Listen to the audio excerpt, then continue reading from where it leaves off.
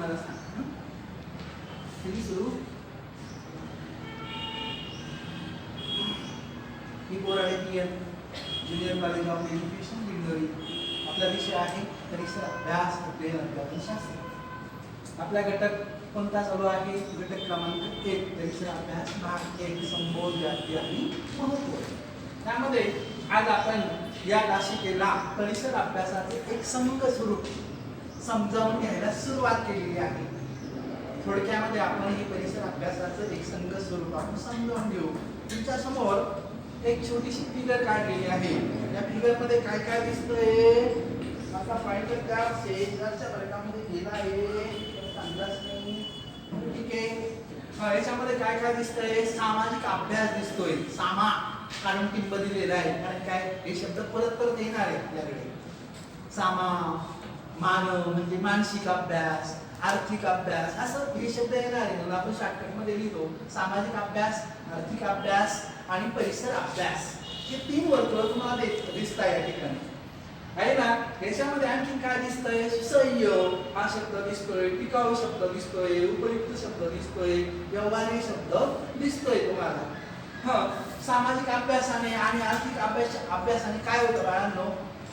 सामाजिक अभ्यास केला, समाजाचा अभ्यास केला आणि समाजाच्या आर्थिक परिस्थितीचा अभ्यास जर केला तर आपल्याला काय लक्षात येतं की जे बदल होणार आहे ते बदल कसे होतात? सुसह्य होतात.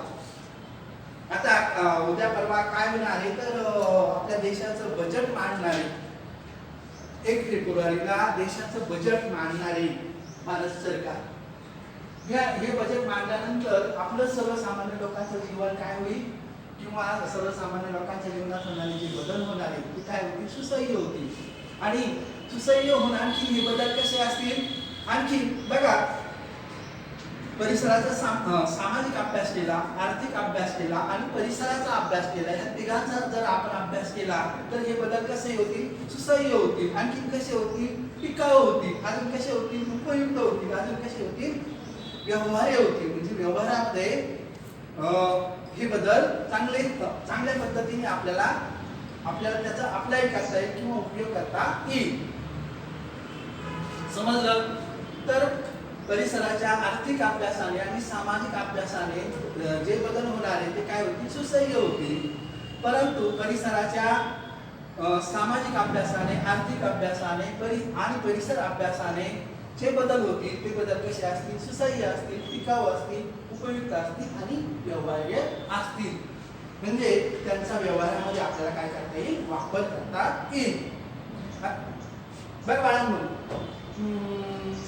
पक्ष्यांचा काय असतो रे? हवा. गुरांचा काय असतो? गोठा. जनावरांचा काय असतो? जनावरांचा काय असतो? कळप. हत्तींचा काय असतो? कळप. आहे की नाही? माणसांचा काय असतो? माणसांचा काय असतो? काय असतो? समूह किंवा समाज असतो. म्हणजे माणसाला कशाने राहायला आवडतं? समूहाने राहायला आवडतं किंवा समाजामध्ये राहायला आवडतं. आहे की नाही? माणसाला काय आहे? भावना आहे, कल्पना आहे, विचार आहे, मेंदू आहे, बुद्धी आहे. म्हणून तो काय करतो? तर तो समूहामध्ये राहतो, समाजामध्ये राहतो. आणि ह्या समाजामध्ये राहत असताना त्याला काय करावं लागतं? समाजामध्ये जर राहायचं असेल तर काय करावं लागतो? जेवण तर सगळ्यांना करावंच लागतं. Very good, very good, very good. छान छान छान छान छान छान. सगळ्यांशी जुळवून घ्यावं लागतं. आहे की नाही? म्हणजे समाजामध्ये वागण्याचे काय असतात? काही नियम असतात, काही रीतिरिवाज असतात, काही रूढी असतात, काही परंपरा असतात. त्याचं पालन करावं लागतं.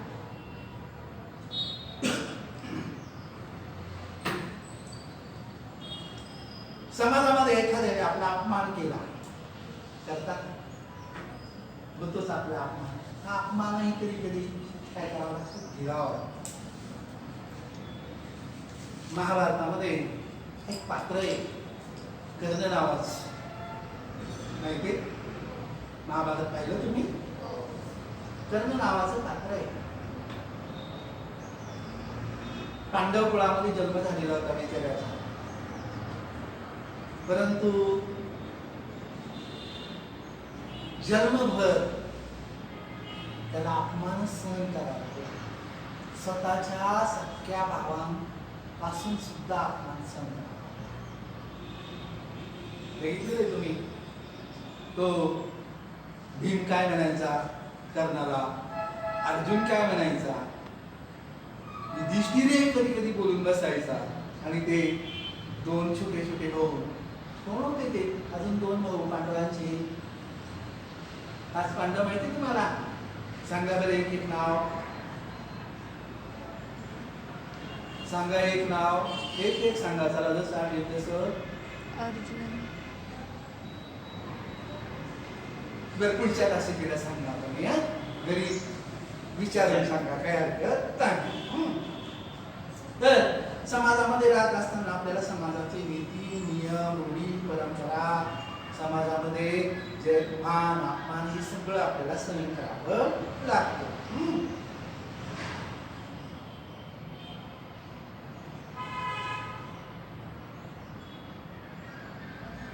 आता मी आहे तुमच्या समोर उभा आहे ना उभा.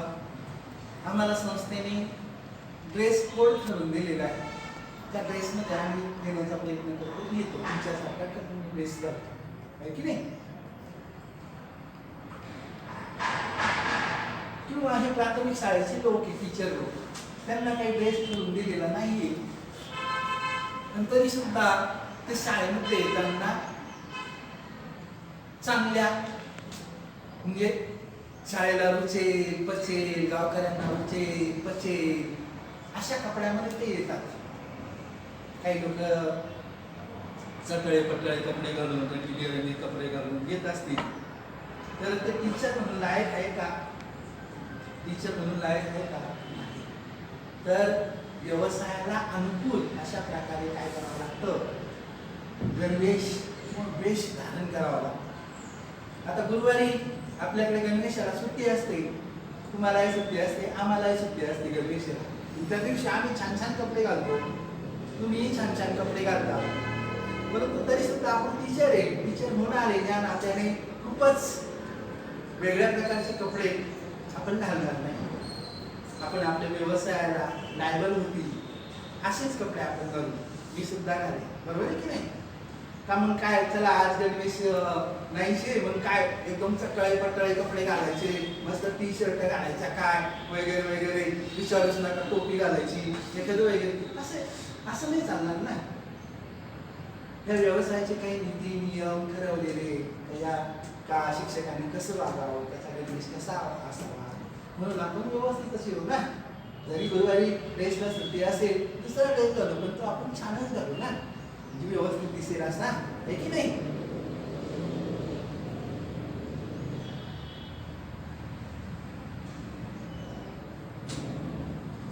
म्हणजे समाजाला आवडेल अशा प्रकारे आपलं वर्तन असावं, आपली वागणूक असावी. कारण की समाज हा काय देत असतो आपल्याला? क्रिया प्रतिक्रिया देत असतो. म्हणजे गुरुवारी एखाद्याने खूप छान ड्रेस घातला किंवा खूप विचित्र घातला, तर आपल्याला खूपच छान घातलाय का तू, अरे वाव किती छान ड्रेस आहे तुझा. म्हणजे आपण या ठिकाणी काय करतो? क्रिया प्रतिक्रिया देतो. संक्रांतीच्या दिवशी तुम्ही भगिनींनी बहुतेक भगिनींनी साड्या घातल्या असतील, लय हौस असते साडी घालायची. नशिनी घातली होती, आधी ती नाही घातली. साड्या घालायला शिका बरं का. मी तो अचानक परत पाहुणे तर आले नाही एखाद्या दिवशी, हळूहळू शिकायला पाहिजे. म्हणजे आता बघा, आणखीन एक उदाहरण तुम्हाला सांगतो मी. 5 मिनिटं राहिले आपल्याकडे. तुम्ही पेपर वाचता बाळांनो? पेपर वाचता? वर्तमानपत्र वाचतात का? किती लोक वाचतात? वरबोट करा. वाईट पेपर वाचत नाही. किती लोकांच्या घरी पेपर येतो तरी वाचत नाही. वाचला पाहिजे. घरी येतो ना वाचला, ज्याच्या घरी येत नाही ना त्याला मी म्हणणार नाही जातं वाचलाच पाहिजे असं नाही म्हणणार. देशाकडचे काही पेपर देत नाही. आणि गावामध्ये ग्रंथालय नसतं का त्या ग्रंथालयामध्ये रोज पेपर येतील तिथं वाचायला मिळेल असंही नसतं. बरोबर आहे. त्यामुळे ठीक आहे तुम्हाला पेपर नाही वाचायला मिळत नाही लागेल म्हणून मी माझ्या गावाला थोड्या दिवसामध्ये ग्रंथालय स्थापन करणार आहे. त्या ग्रंथालयामध्ये मी रोज 2-4 पेपर घेण्याचा प्रयत्न आहे. प्रत्येकाने प्रत्येकाच्या गावासाठी काहीतरी करावं माझी इच्छा आहे. पण माझ्या गावाच्या लोकांना पेपर वाचता यायला पाहिजे. 2-4 पेपर लावून देणारे ग्रंथालय काय नाही वाईट आहे ना रे. पेपर वाचायला मिळत नाही काही गोष्ट चांगली वाईट आहे ना.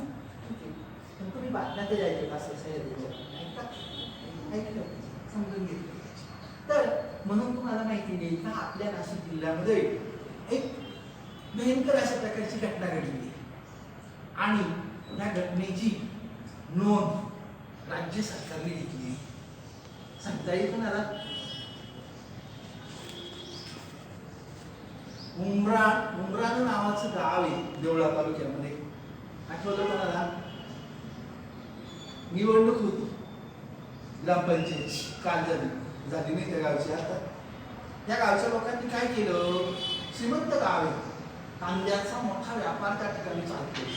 कोणाचा मामा काका मावशी नाही आहे का त्या उमराणाला? कोणीच नाहीये. तर पुढचा विचार करू आपण तुमच्या. बर तर खूप श्रीमंत अशा प्रकारचं गाव आहे आणि ह्या श्रीमंत अशा गावामध्ये एक मंदिर बांधायचं होतं. त्या मंदिराचं काम 2-4 वर्षापासून चालू आहे. हळूहळू पैसा नाहीये.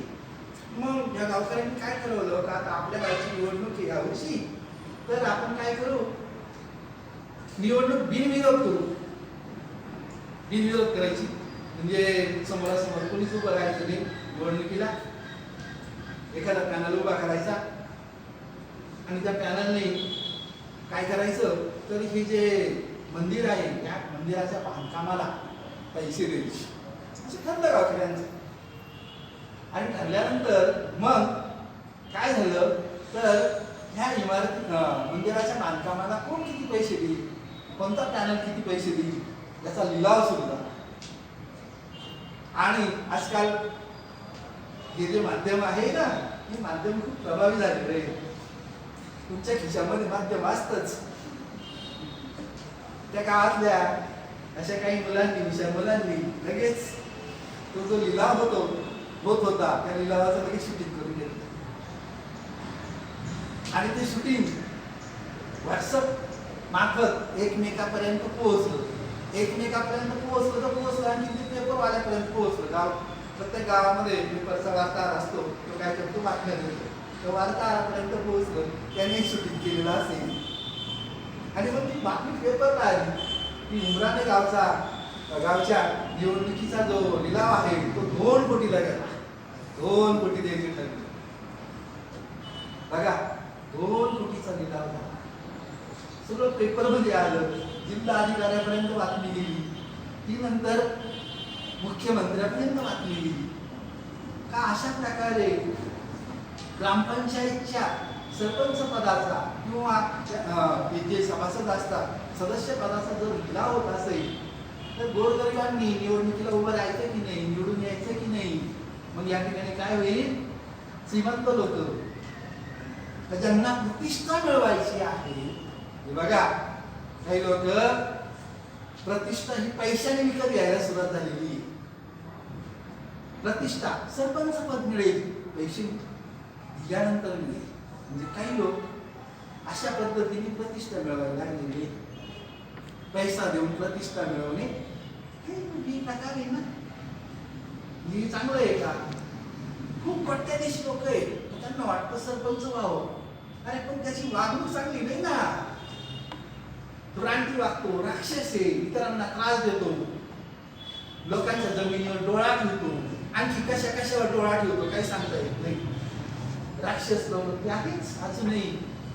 आपल्या गावामध्ये आहे की नाही, आणि राक्षस, सगळे राक्षस मेले नाही, नष्ट नाही झाले, तर काही लोक पैशाने प्रतिष्ठा मिळवण्याचा प्रयत्न करतात. काही लोक प्रतिष्ठा कशी मिळवतात, अब्दुल कलाम शिकले, शास्त्रज्ञ झाले, आणि नंतर भारत सरकारने किंवा आपल्या या जनतेने त्यांना काय केलं, राष्ट्रपती केले. प्रतिष्ठा कशी मिळाली, त्यांच्या शिक्षणाने मिळाली, त्यांची विद्वत्तेने मिळाली. अशा प्रकारे प्रतिष्ठा मिळते. काही लोक कशी प्रतिष्ठा मिळवतात, चोरी करतात, मोठा दरोडा घालतात, मोठा भ्रष्टाचार करतात, बरोबर आहे ना, अशी प्रतिष्ठा मिळवतात. काही लोक चांगल्या मार्गाने प्रतिष्ठा मिळवावी, चांगल्या प्रकारे मार्क मिळवावे. आपण MPSC UPSC यासारखे एक्झाम देऊन जिल्ह्याचा कलेक्टर व्हावं, जिल्ह्याचा DSP व्हावं, तहसीलदार व्हावं, अशाही प्रकारे प्रतिष्ठा मिळवता येते.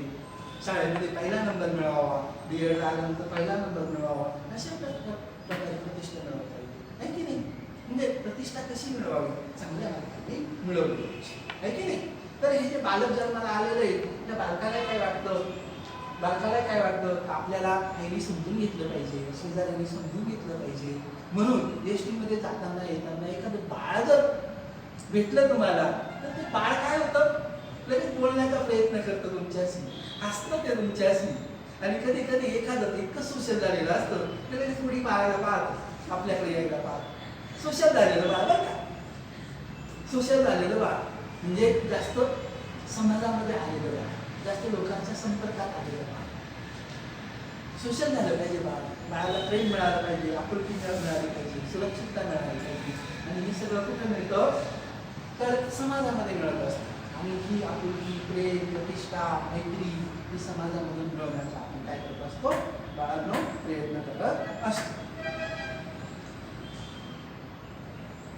एक वाक्य लिहून घेऊ आपण. चला, मुलांना परिसराचे, तुम्ही जाऊ द्या चालू, मुलांना परिसराचे यथार्थ आकलन व्हावे, मुलांना परिसराचे यथार्थ आकलन व्हावे म्हणून शालेय अभ्यासक्रमामध्ये परिसर अभ्यास परिसर अभ्यास हा पाठ्यक्रम समाविष्ट केला आहे. हे महत्वाचं वाक्य आहे. परीक्षेला रिकाम्या जागा बघा यासाठी हे वाक्य पडू शकतं. मुलांना परिसराचे यथार्थ आकलन व्हावे म्हणून शालेय अभ्यासक्रमामध्ये परिसर अभ्यास हा पाठ्यक्रम समाविष्ट केलेला आहे. आता बघा, पहिली दुसरीला परिसर अभ्यासामध्ये कोणकोणते विषय आहेत. पहिली दुसरीला परिसर अभ्यासामध्ये भाषा आणि गणित दोनच विषय आहेत. पहिली आणि दुसरीला भाषा आणि गणित हे दोनच विषय आहेत. आणि आता तिसरी ते पाचवीला परिसराचा अभ्यास आपल्याला कितीपर्यंत करायचा आहे, इयत्ता 5वी पर्यंत करायचा. म्हणून इयत्ता 3री ते 5वी परिसर अभ्यास भाग 1 मध्ये कोणकोणते विषय समजून घ्या. कोणकोणते विषय, भूगोल आहे, गणित आहे, गणित नाही, भूगोल आहे, विज्ञान आहे आणि इतिहास नागरिकशास्त्र आहे. पहिली दुसरीला काय आहे, भाषा आणि गणित. तिसरी ते 5वीला कोणकोणते विषय आहे, भूगोल आहे, विज्ञान आहे, इतिहास नागरिकशास्त्र, अशा प्रकारे 4 विषय आहेत. अर्थात इतिहास आणि नागरिकशास्त्र ते एकत्रच असतात, माहिती आहे तुम्हाला. म्हणजे 3 विषय आहेत, भूगोल आहे, विज्ञान आहे आणि इतिहास. हे 3 विषय परिसर अभ्यास इयत्ता 3री ते 5वी ह्या इयत्तेसाठी आहे. आणि पहिली आणि दुसरीसाठी काय आहे, भाषा आणि गणित आहे. एवढाच अभ्यास आपल्याला वेगळा करायचा आहे. इयत्ता 1ली ते 5वी पाठ सुद्धा आपल्याला इयत्ता 1ली ते 5वीच्याच वर्गावर घ्यायचे आहे. सेकंड इयरला गेल्यानंतर 6वी ते 8वी या वर्गावर आपल्याला पाठ घ्यायचे आहे. या वर्षी आपल्याला 6वी ते 8वी या वर्गावर पाठ घ्यायचे नाही आणि त्याचा अभ्यासही करायचा नाही. अशा रीतीने आज या तासिकेला आपण परिसर अभ्यासाचं एक संग्रह स्वरूप समजावून घेण्याचा प्रयत्न केलेला आहे. उर्वरित भाग आपण पुढील तासिकेला बघूया. नमस्कार. ठिकाणी केले